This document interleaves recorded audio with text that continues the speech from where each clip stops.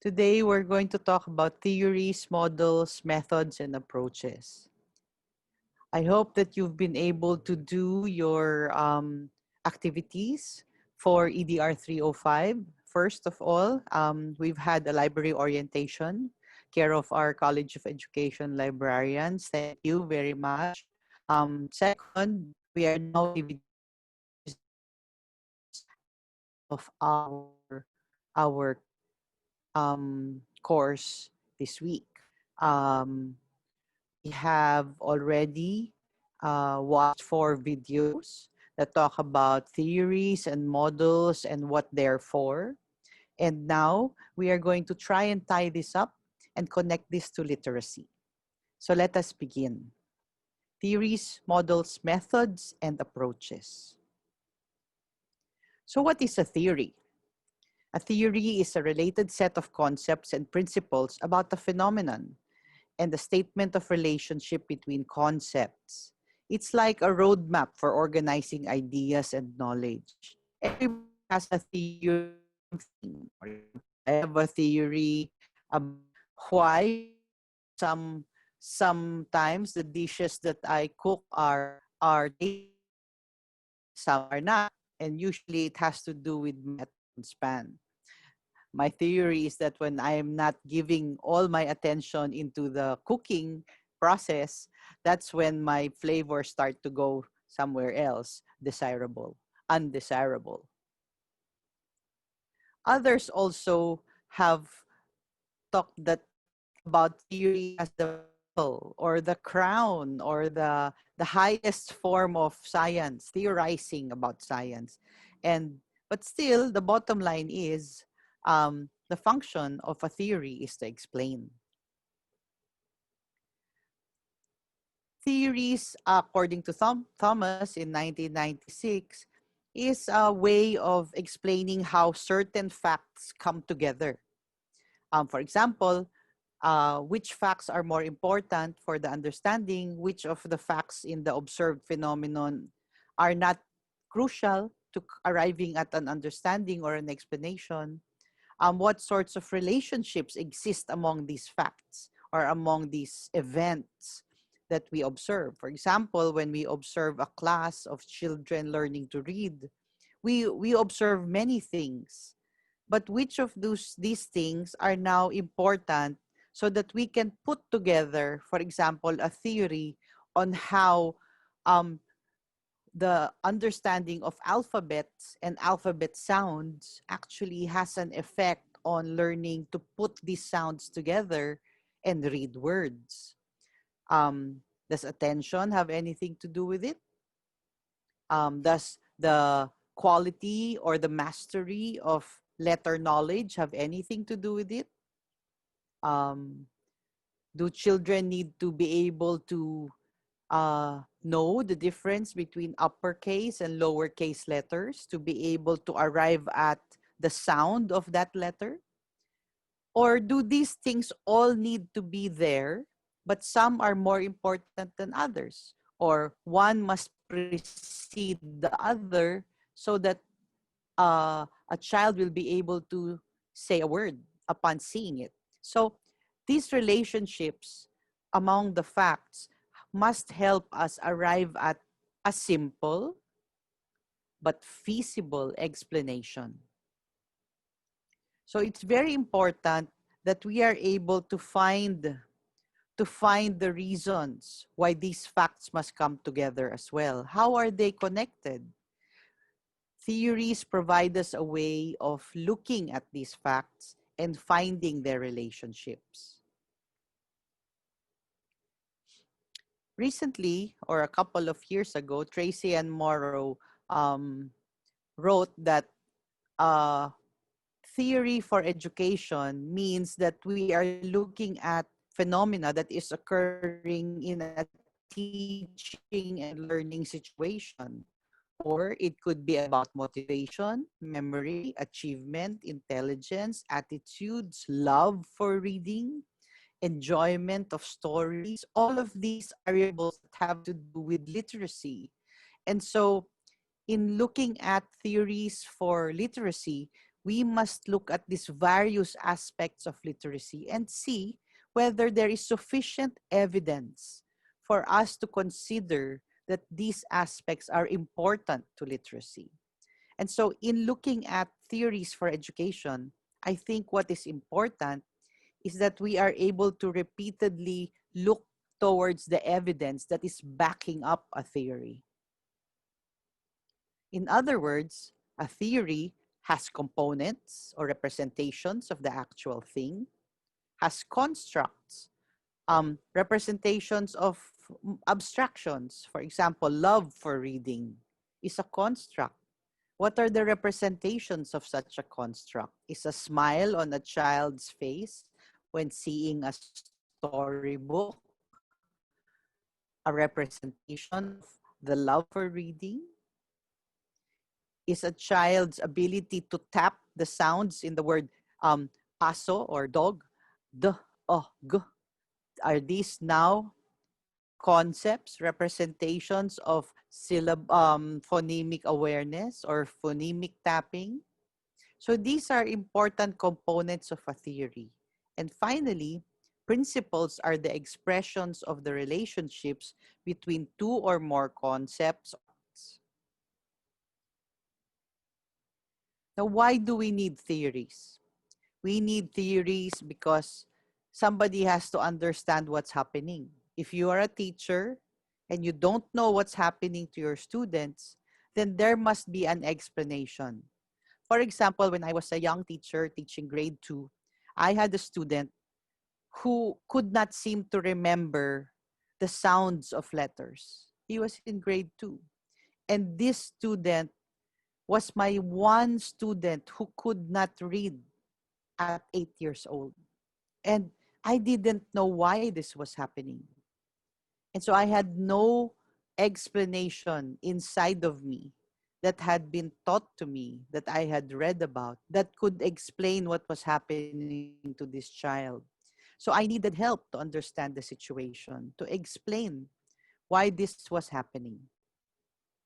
That was a very, very um, hard time in my teaching life because it was a point wherein I was feeling like a failure as a teacher. But I kept on looking at the other kids in my class and they were all reading.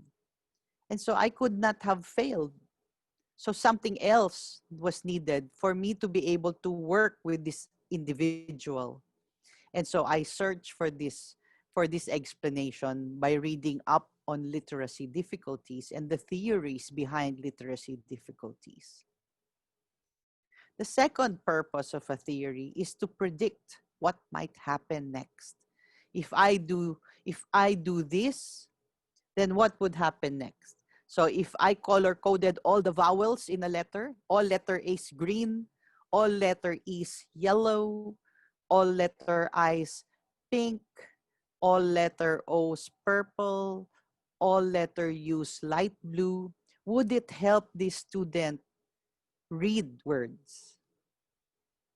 So being able to predict based on a theory that there is something visual going on in terms of letter shape, so I decided to color code my vowels, would there be better literacy performance if I did that?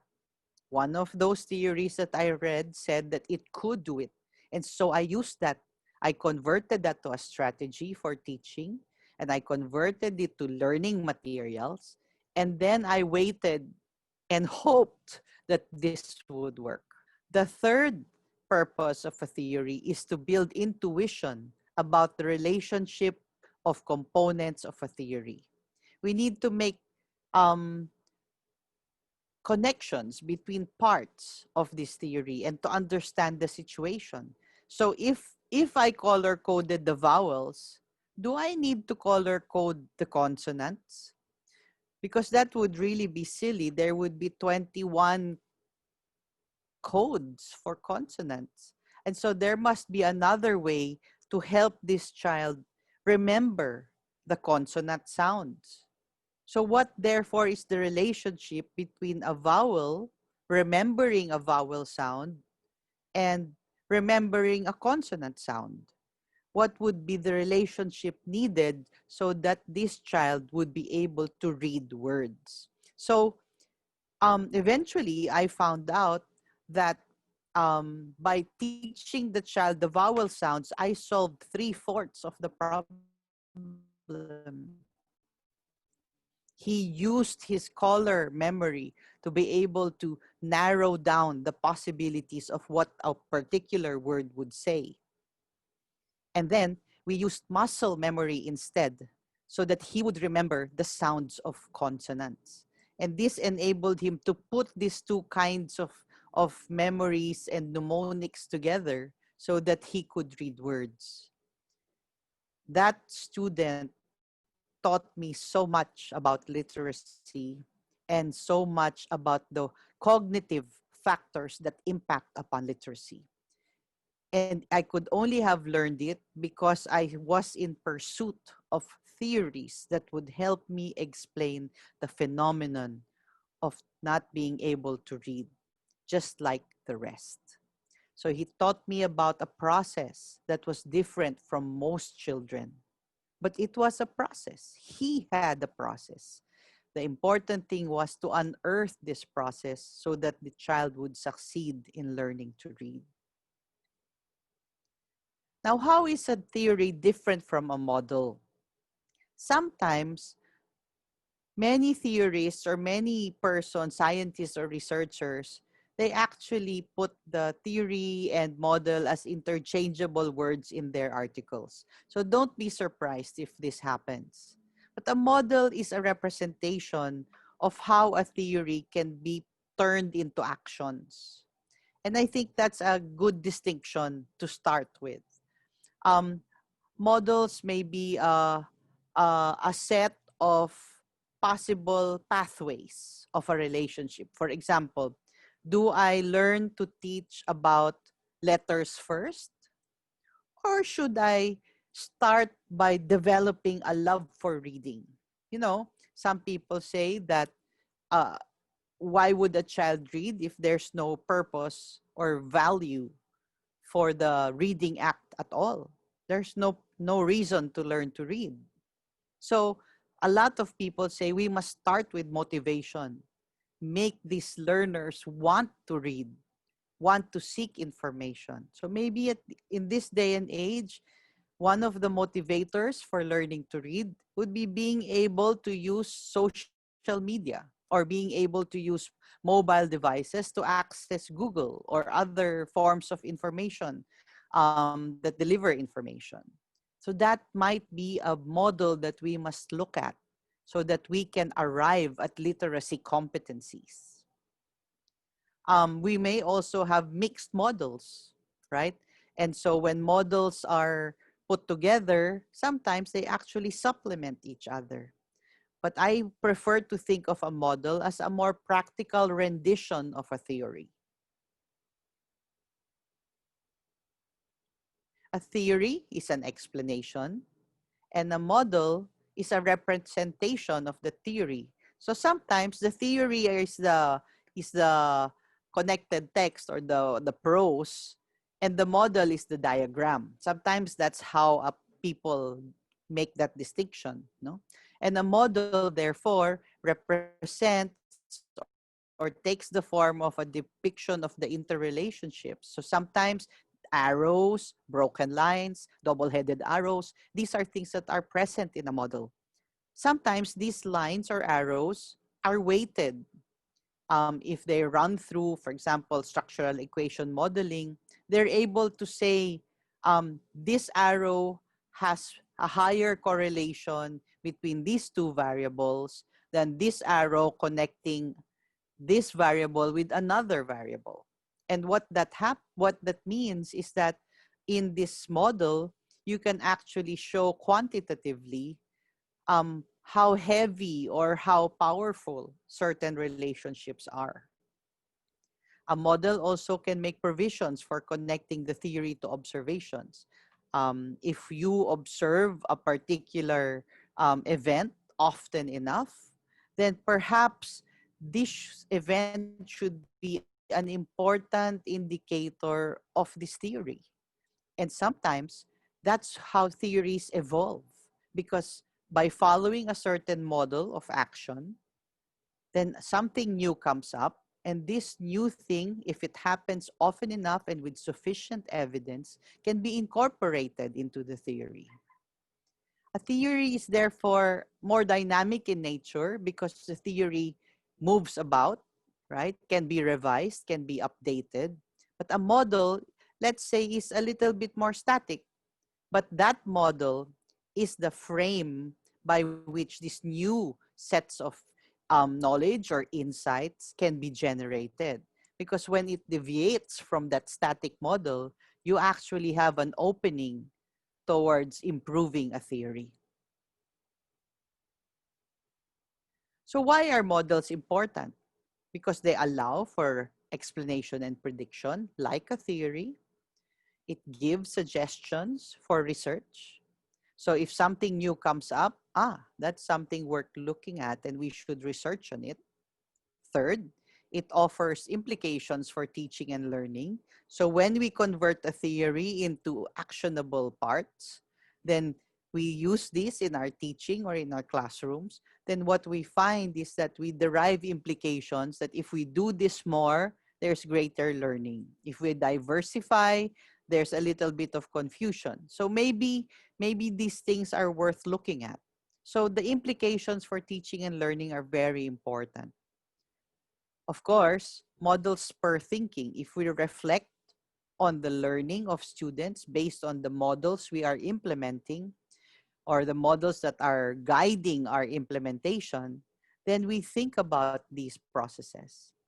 And finally, a model shows us the process. A model shows us which comes first, which comes next, how do we go back, how do we go forward. And these are things that are important to all teachers. Now, drawing out of a model or growing out of a model is a method. I just wanted to bring it up. We didn't read on this so much, but I wanted to bring it up because I want to make the distinction between a model and a method. A model gives birth to so many methods. So a model comes from a theory and a method comes from a model. A method is a specific tool or technique that can be used for intervention. Now, what is an approach? I think that an approach is an overall um, disposition, as a matter of fact. It's a way of thinking or a way of working. Sometimes it precedes a theory. For example, my one explanation or one example is some researchers have a disposition or a preference towards qualitative work. And therefore, when they choose theories or when they choose models to investigate, or when they develop a theory or a model, they lean towards an articulation of this theory that is more qualitative, drawn from ethnographies, drawn from interviews and representations that are that represent what people say or think, and they don't convert this necessarily into numbers or weights. An approach also influences how we interpret things. It influences what methods we decide to use, what processes we follow. I think that um, for some of us who who were taught in the tradition of classical test theory, our tendency is to approach test construction using mean, median, mode, looking at items that are difficult, that discriminate among learners, whether the good and the poor performers are different in a particular item. But those people who are trained in the item response theory, they look more into how do the learners respond to particular items. So it is a more learner-centered way of looking at item development for assessments. So these are two approaches, two models of looking at test construction. And the the way that you choose which model you prefer is actually drawn from an approach that is rooted in your disposition, in your research experience, in your way of looking at evidence. And I think that many researchers are able to do both. Some researchers have a strong bias towards one. In fact, what they say is that the theory is probably the one in your head, right? The model is your hand. The methods are your tools, but the approach is your heart. So that what you are inclined to do or you're inclined to believe, these are actually how you are influenced to choose your theories and to choose your models. And when you choose, that is the direction that you take either in your research, in your interpretation of data, or in your interpretation of student performance. To give you a case in point, there are schools, for example, that do not give any quantitative grades at all. That is because their approach to the interpretation of learning and more usually to their approach to life in general is that children grow on their own. They emerge given the the environment where they can be themselves. And so a lot of the research now on personalized learning or personalized education has to do with this approach. On the other hand, on the other end of the spectrum, you have people who are looking at achievement, who give a lot of, of weight or value to how children perform in standardized exams. Um, for example, how people perform in the UP college admissions test. And this is a theory or this is a point of view that says that this is the way we select students. And therefore, sometimes these dispositions or these approaches can make very strong distinctions about who is able to enter a particular classroom or a particular university for that matter. As literacy teachers, we are not in the business of selecting students. We are in the business of getting our students to be as literate as possible in many ways. And therefore, our approach to literacy should be a combination of various approaches and theoretical models. Now, an approach or a model or a theory, of course, only is as good as the evidence. Whether these are quantitative or qualitative evidence, that evidence must have been generated, collected, analyzed in a systematic manner.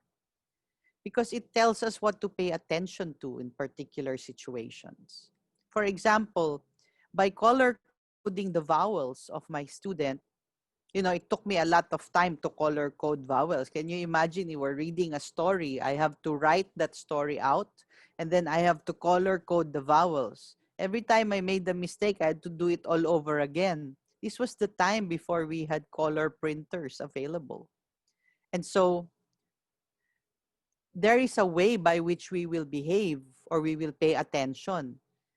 And so we need to make sure that those parts of theory are enacted properly. Because if they're not enacted properly, then the evidence will not be as good as we want it to be.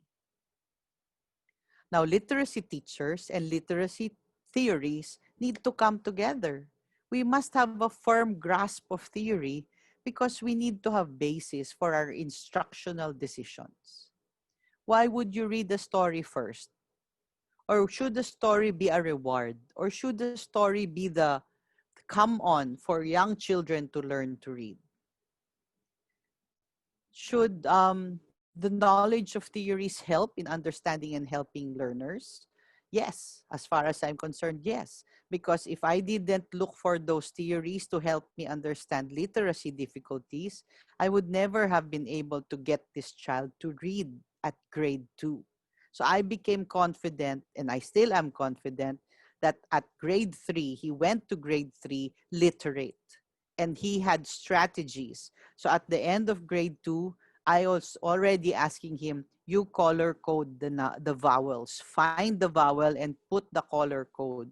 So when it's time to read, it's easy for you to read. So then it became his strategy. I don't know if he's doing it now. Up to now, he's an adult now. Literacy teachers should use theories to reflect on their actions and the learning outcomes among students. Why? Because students change. Long ago, there were no mobile phones, and all we could do was to um, use the books to motivate and use textbooks to motivate. But now we can actually create allies out of mobile technologies, and we can create a lot of opportunities for interactive activities because of digital technology. But we need to know the theories on how to do that. Using technology in literacy education, that does not necessarily mean better literacy. So we need to be able to leverage technology properly. So we need the theories to help us understand that. At this point in time where we are all doing remote learning, I'm sure we are all developing our theories on how to do it. I'm constantly thinking about it, teaching graduate school remotely. And I think that the blended way of having face-to-face times with you, but also asynchronous lessons with you, is a model that I would like to try, because this model will will help me understand whether um, you have more time to actually think about the ideas that we have in class and the theories we will be talking about, rather than a 3-hour class once a week. I think that this is worth thinking about. Finally, literacy teachers will now have basis for their own theoretical and educational beliefs. As we go on in our teaching careers, we tend to choose the theories we believe in. And when we have basis for believing in these theories, we are able to form a cluster of beliefs that we use to guide our teaching. What is important is that beliefs such as these that we all have, one, we must acknowledge that we have these beliefs. But second, we must be ready to revise these beliefs based on the things that we learn and based on the new behavior that students demonstrate. So, we need now to look at the theories we will be engaging with here in our 305 class and look at them with the critical eye. We need to look at them for parsimony. No, are they simple enough to explain certain phenomena? Second, we need to look at empirical adequacy. Is there sufficient evidence basis for these theories? Because sometimes they're good theory, but there's no basis yet. So what we must do, if you are inclined, is to develop research projects that will contribute to the assessment of this theory and see whether we can provide empirical basis for the growth and strengthening of this theory. The better theory, is one that is most consistent with observable phenomena. If a theoretical prediction is consistent with what is observed, then there is more confidence in that theory. Another way to assess theory is to see whether explanations predict probability or likelihood of certain outcomes. For example, um, if the explanation for a literacy difficulty in a child is that there are visual problems, and that a letter A looks too much like a letter U, then therefore it's those two letters I must help the child differentiate through other means. So if that's a visual explanation, then the solution must also be a visual intervention. However, if there is more going on, then what is that more? How do I characterize that more so that I can create subsequent interventions? A theory also must articulate clearly and understand, we must also articulate and clearly understand the limitations of a theory, because all theories have limitations. I think that theory should be honest enough to say that this theory can only explain until the level of the syllable. We have not created a theory that has gone to the level of the phoneme. Or, for example, this theory has been for the development of reading taste or reading preference in support of readership development. It really does not talk about competencies in literacy, but it talks about the affective aspects of literacy. And so this is a scope, this is a boundary that must be articulated. The other one is that a theory must be understood. And what do I mean by that? A theory should be able to present what is good performance, but it should also be able to do the inverse. What is poor performance? What is inadequate performance? Because you need to be able to understand it, both sides of the coin. Sometimes there are more sides pa nga. Hexagon, ganun. There are more sides of the coin, no? It's not a coin, it's of the box or of the shape. No? So it's very important we understand that sometimes things are not black and white. There are many grays in there. And so we need to understand each of those gray areas.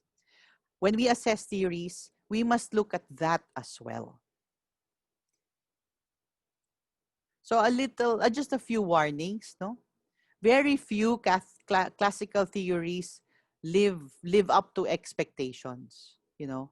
It's very important for us to remember that sometimes um, theories that were developed generations ago, they don't already apply now, or half of it applies. And so we need to understand better how the other half has changed.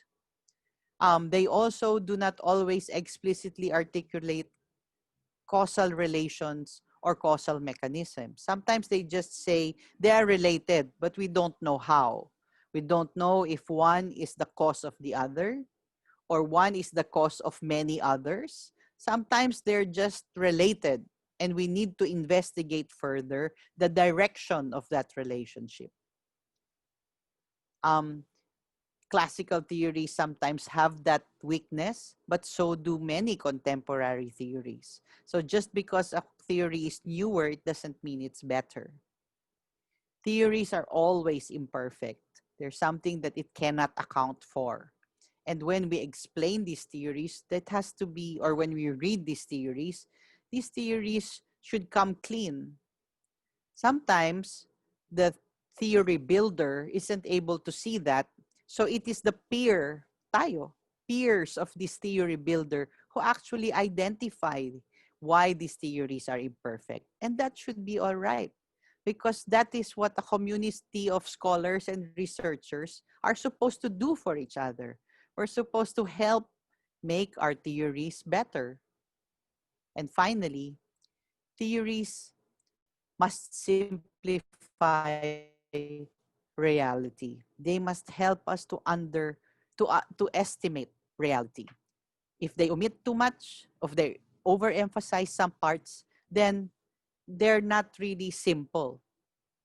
So what we need to do is to find a theory that simplifies things so that we can understand what the relationships of the concepts and constructs are and what the principles are. I hope that this brief video lecture helps to pull together what you watched in the videos, that I tried to curate for you. At the same time, I hope you have a clearer idea of how a theory, a model, a method, and an approach can complement each other and how they are distinct from each other. I think these are very important distinctions. At least for the purposes of our class, we must come to an agreement about these distinctions. And I hope that you will be able to find um, an example in the paper I'm asking you to read by Shanahan and Lomax on on on looking at model building and how they have compared three models or three theoretical models using the same data set.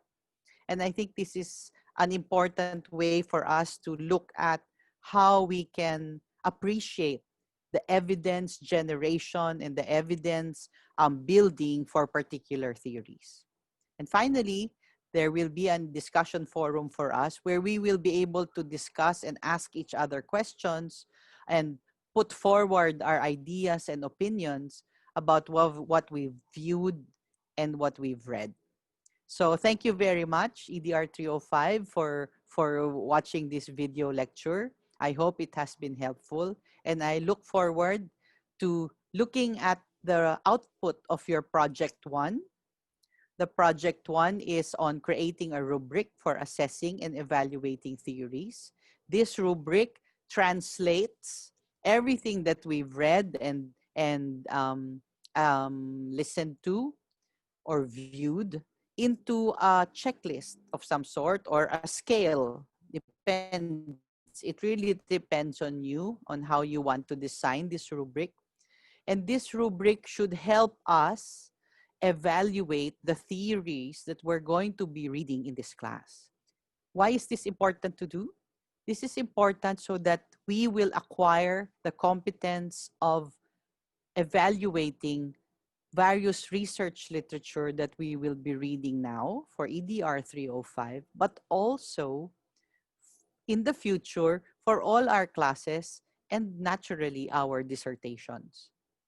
I think that being able to create basis for the selection of literature to be included in our library research or our reviews of literature for various purposes is a skill that is important for any academic and any doctoral student. So I hope that you will have fun with each other as you do this class project. I encourage you to assign a leader just so you can keep to your timeline and keep to the quality of your output that you will identify for yourselves. And hopefully you will all contribute with as much passion and enthusiasm to create this rubric for our class. Remember that I'd like to see the rubric by September 30, and this will help us for the future activities and assignments of our course. Thank you, EDR 305, and I'll see you soon. Bye.